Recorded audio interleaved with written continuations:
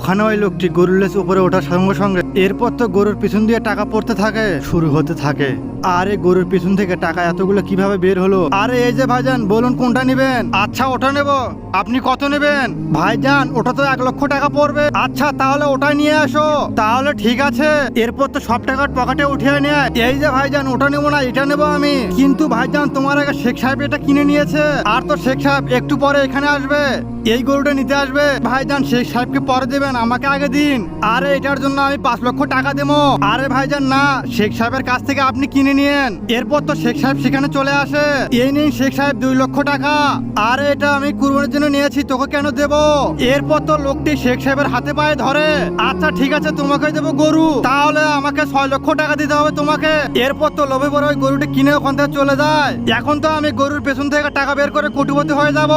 তার আগে দেখবো কে কে শয়তানকে হারিয়ে আল্লাহকে ভালোবাসে।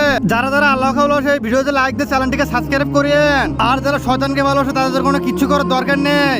এরপর তো অনেক চেষ্টা করে, কিন্তু গরুর পেছন থেকে টাকা বের হচ্ছিল না। আরে শালা, আমি লোভে পড়ে 6 লক্ষ টাকা হারালাম।